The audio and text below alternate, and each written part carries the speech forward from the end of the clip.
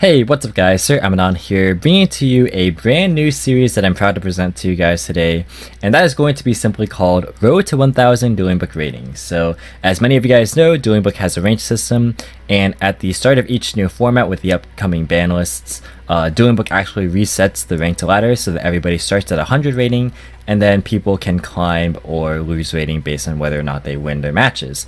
And what I'm going to be doing here is playing until we reach 1000 rating on the matched segments, best 2 out of 3.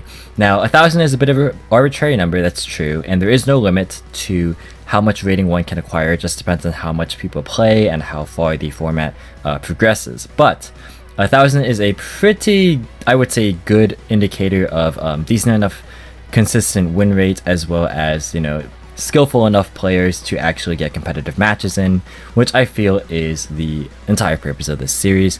And we might be able to, you know, heighten that ceiling, if you will, as time goes on. But what I'm going to be doing here is taking advantage of Dueling Book's awesome feature of dual records here, and essentially you can look at every single match or single game that you play, whether it's rated or unrated, but I'm going to be just looking at the rated matches.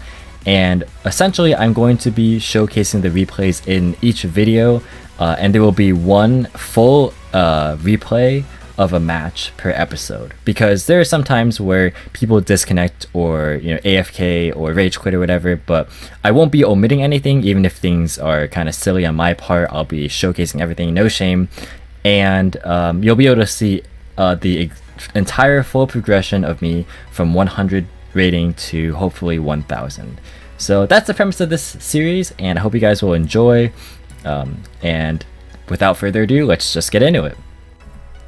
Alright guys, so this is going to be the first match of the video today, and I want to preface this all by saying that basically there are going to be some changes potentially later on if I find things that I don't like about this series or how I'm presenting it, but you know, that's to be expected. It's, you know, not going to be perfect from the start, but feedback will always be appreciated, so let me know if you guys have any suggestions to make this series better. But I am going to be showcasing the replays retroactively, obviously, and I'm going to be showing both hands, since you have the option to hide both or just hide the opponent's hand.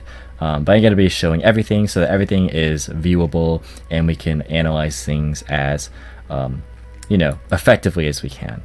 So I'm going to be playing this, it has a combination between real time, and I'm just going to be hitting next play when things get a bit slow. So that's how we're going to be doing this here.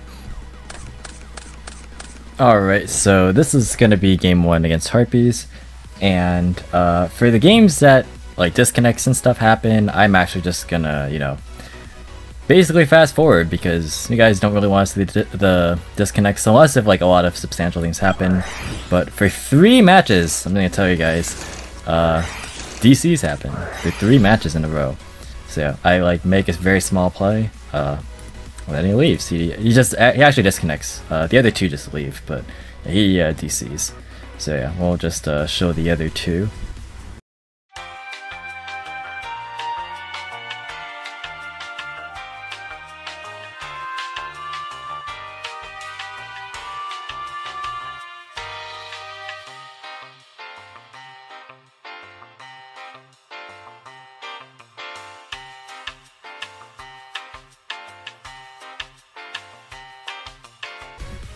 Alright guys, so this is going to be the real match of the video, the full match, and this one's going to be against Altergeist. So we win the dice roll, or the rock, paper, scissors, or whatever, and that's pretty nice because, you know, it's very advantageous to be able to set up against a trap deck, not having to play through as much hard disruption. So yeah, our hand's very strong here, and this is a game where I kind of go a bit too out of my way, I feel, to play around hand traps. There is an argument certainly to be made to play safely around hand traps, but there's also an argument to just, you know, play through as much as possible, because like there's not a super hard choke point that stops this deck. Like there's very many lines that you can do. So because of that, I just, you know, should probably have played to maximize the value instead of like being a bit too safe, because I lost out on quite a bit of advantage by doing some of the things I did, and I'll explain as we go through the replay here. So normal summon Chick, send the Martin. It's interesting that he thinks about it, because you know, there's no point in using impermanence. But I tell him it's cost, so it's fine. I go into Underclock Taker after reviving the Martin, which it should be a different link to like Wee Witch's Apprentice or like something like that. Simply because I'm not playing the fusions in this specific build that I'm showcasing in this video, so the OTK doesn't really come up with Leo Dancer because there is no Leo Dancer. So, you know, Wee Witches would be strictly better, and B-Cop's more generic with better arrows. So, probably should just play a better monster here, but that's not hugely important, just that it's curious fodder. But the other two are also curious fodder, so I digress. We go ahead and use Martin and bounce the Tiger to bring back the Kaleido Chick. He thinks again in the Kaleido Chick activation, which is pretty interesting because he is considering using that impermanence up there, but obviously that's not going to really do anything.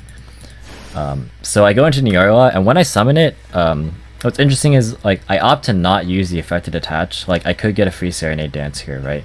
But I'm very, very afraid of Ghost Ogre this format, and while it's true that Ghost Ogre eating, or rather Nyarla eating the Ghost Ogre would, you know, fulfill kind of a similar purpose to Azathoth. You never know if your opponent has multiple hand traps, like Ogre Ash or Ogre Veiler or something, so sometimes just opt not to do it. But then, you know, the question becomes why even go for this play at all? Because you're lowering the value of your play a lot just to be safe, and you know, sometimes it's just not ideal, I would say. But yeah, we go for Azathoth, so his ashes are dead, but its impermanence is still going to come down. So when we go for the curious play with these three, he'll drop the imperm there, which I do think is a smart choice. I would have been able to send basically whatever I wanted to, so pretty good on him there. But I still have a good enough play. It requires me to pitch the Babel, which sucks a little bit, but it's not the end of the world. I still have 2 revival tools, so I am able to go for the Force Strix, which sets me up nicely for the Orcust play. So even with, so unless if he has double imperm, which if he does, you know, we still end on a rank 4. He doesn't really have too much, you know, that he can stop us with, and the likelihood of opening double impermanence is quite low, even though you open double Ash. But you know, the chances still are not super high, so we're able to go pretty safely into the Orcust combo here, and we're able to make a rank 4 on top of the Orcust play, so that's quite nice. I think I contemplate whether or not I go for the rank 4 first, and I guess this is a small thing to note about here's I take back a play.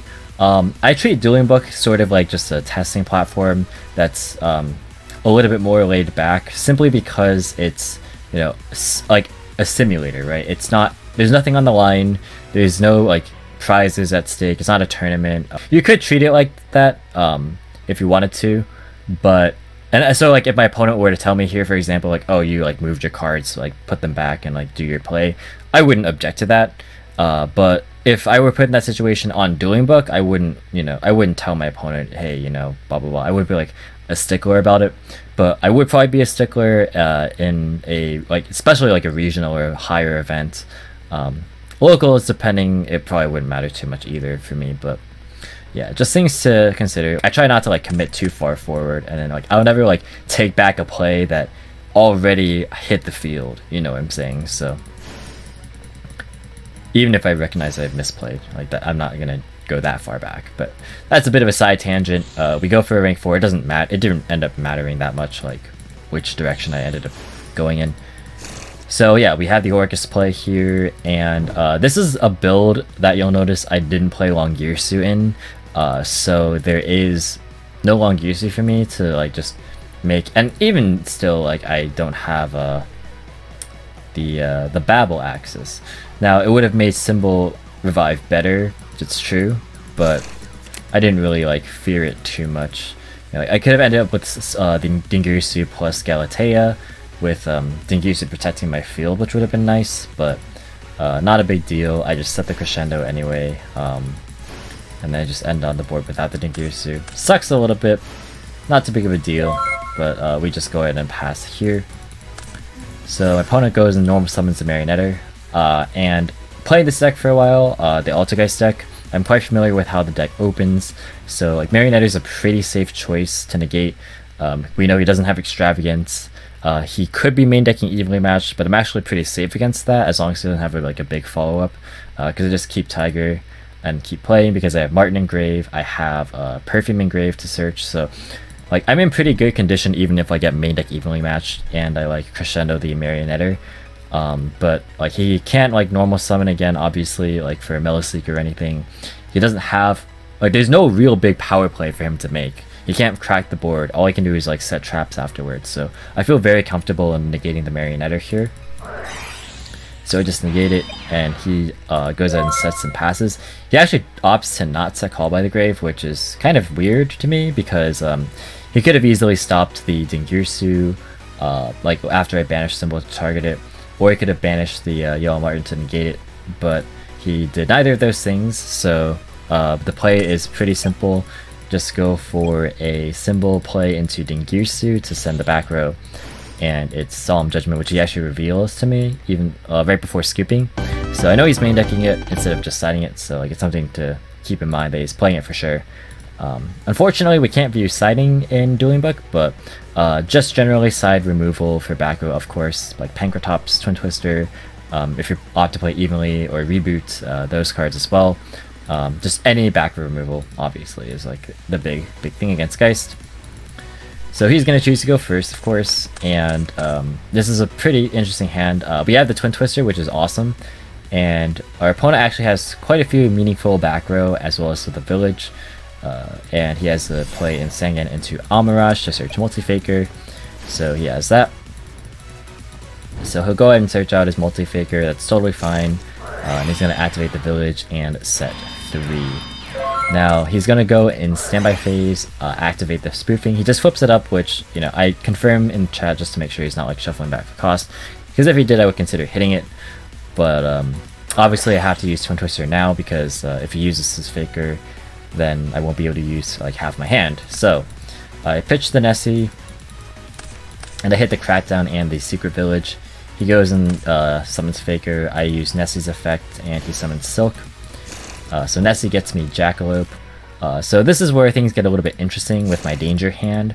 So like, say that this was my hand, but like Nessie didn't use its effect yet, I would probably then just reveal a Mothman to like try and get the level 4 body on the field and like potentially discard Nessie, which would be pretty good value there.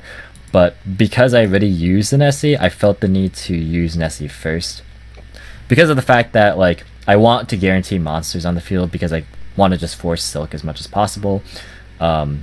Nessie and Mothman are both big enough to beat over, it's true, but like this is like regardless, like I want to have a body on the field, so like if I would hit Nessie, it doesn't matter, like in, you know, either case I wouldn't get its effect. So I just wanted to make sure that I had the body to summon, and like not, you know, like you generally want to like reveal the lowest value danger effect, if that makes sense, because like then if you if they hit not that danger, then you know you get value out of it. But I just chose to reveal the Nessie, so he hits the Mothman. That's totally fine. I obviously set my 2 cards that are Lunalight Playmakers simply because I you know don't want to lose them, you know. And we draw into Pankratops, which is awesome because he has 3 monsters. So Mothman's going to go ahead and use its effect, and we draw a dead Tenki, which kind of sucks. I want to get rid of that, but at the same time I also want to put more bodies on the field, and I feel pretty safe with him and like the Mothman because he has to pitch whatever he drew. And the only way this is bad, like the Melisleek being drawn, is like if the set was Manifestation, but you know, it's still not the end of the world. It's just more parts of his engine, but not actual meaningful interaction, in which case all I have to do with the Silk, which I already know is on the board,